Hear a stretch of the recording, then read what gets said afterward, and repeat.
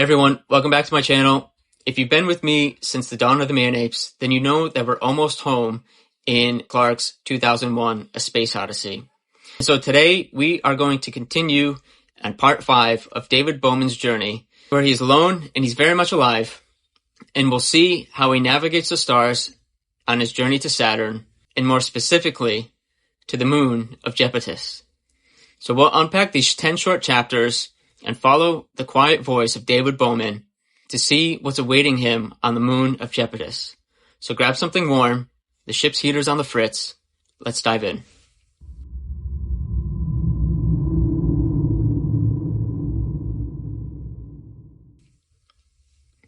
So chapter 31 is titled Survival. And in this chapter, David Bowman is really just picking things up from all the tribulation that has just occurred in his life. He's wiping away the blood of Frank Poole. He's sealing the hibernated crew members in body bags, and he's pushing them all out into space for their burial. Earth is still a 70-minute echo away, and so the feed that comes from Houston is just a series of checklists. He has no one to talk to, and so he starts to talk to himself, whether it's in his mind or just verbally out loud. And so what David does in this chapter is he just tries to live out a normal life as much as possible. He patches things up, he rewrites the subroutines that Hal was doing, and he sits down and he reads what's in the classified information of TMA-1. And he thinks to himself, Hal broke because people told him to lie. And then he responds to himself, I guess everyone breaks a little. What hits me most about this particular chapter is that he's just an ordinary man. And this is what courage looks like in an ordinary man.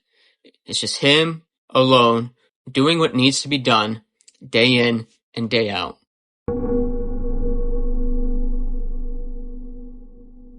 So then we move into chapter 32.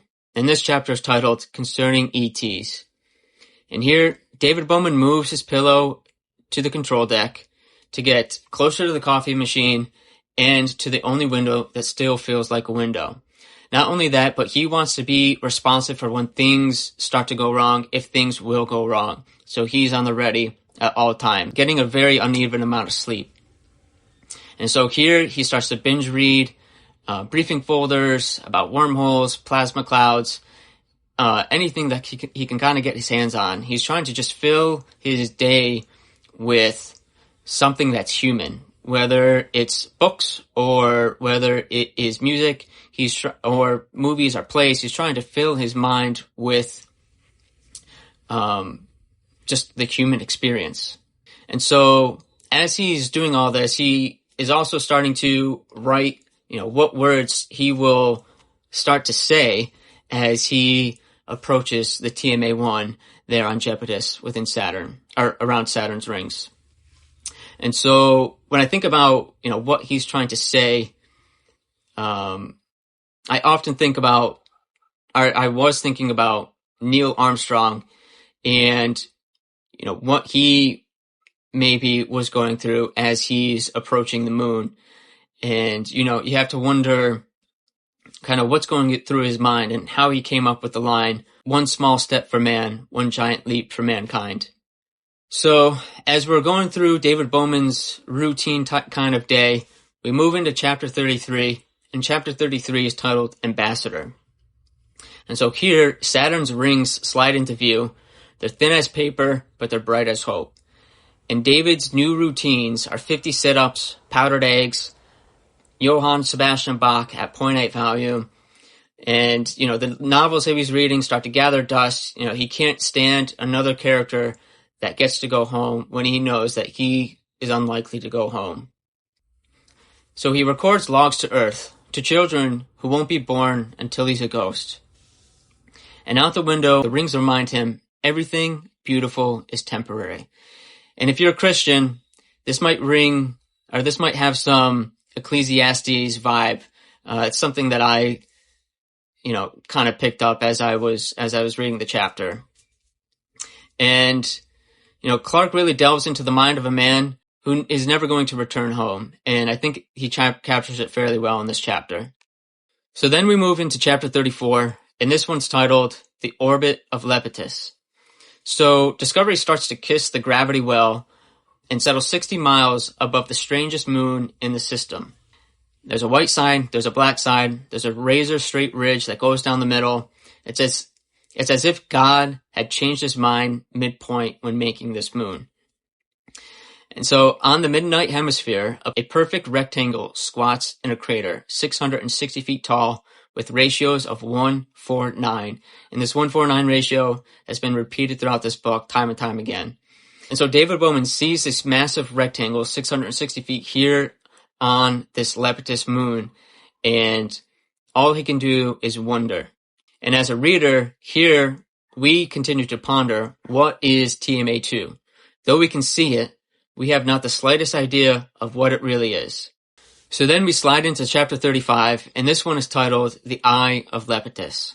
So from 200 meters up, the slab drinks every photon, blacker than black, smoother than gilt. And David Bowman floats out on a tether. He taps it with a gloved knuckle, but nothing. No hum, no welcome mat, but a seismic mic hears a hollow heartbeat a mile deep. It's not a ruin, it's a doorbell that hasn't decided whether to ring. And the mystery of TMA2 continues. And so that's what happens there in 35.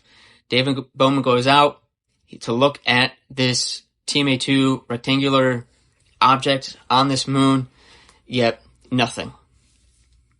So then we move into chapter 36, and this one is titled Big Brother. And so David Bowman tries every language in the book, everything that he has in the library, whether it's English or math, even whale songs. He tries to get this huge rectangular structure to open, but all he receives is silence. Then Saturn slides across the sun, and the slab awakes.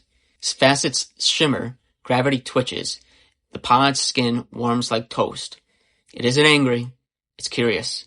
Clark turns the monolith into the ultimate older sibling, watching, waiting, wondering if the kids are ready to cross the street alone.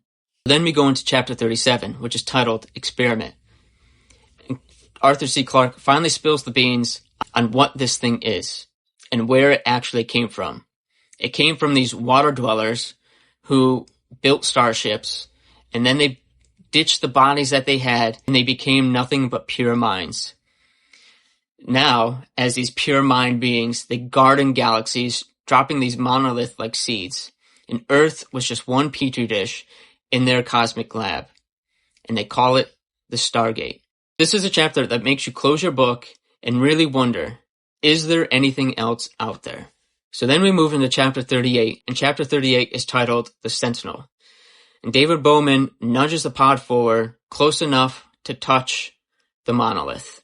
The eclipse clicks the final tumbler, the slab splits open into a tunnel of liquid starlight. The Stargate opens, and David Bowman's mind is not ready to see the unthinkable or the improbable. And then we quickly go into chapter 39, and this one is titled Into the Eye. And so David Bowman finally enters the Stargate. He enters the monolith. He enters TMA2. He enters into the curious ratio of 1:4:9. And he could not understand what he was seeing. He had no words. The depth of the structure was infinite, yet light was everywhere, and Bowman described it best as he plunged into the Stargate. His last radio call was this: "My God, it's full of stars." And then finally, we get into the shortest chapter, I think, in the book, and it's titled Exit.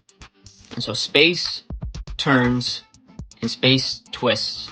The moon of Lepidus has what it desires, or rather, the Stargate has what it craves. And the Earth is left with only a few words of David Bowman: "My God, it's full of stars." There's no philosophical insight in most of these chapters. It's just scenes of wonder as you experience David Bowman's life in these last 10 chapters before we move on to part 6. So I hope you all enjoyed this video. I thank you so much for watching. If you enjoyed this video, give me a like. If you're new here, please subscribe. Next week, we'll dive into part 6, and we will experience the Stargate, and we'll see what the Star Child is in chapter 47. I hope you all have a great week. God bless you. Until next time, bye for now.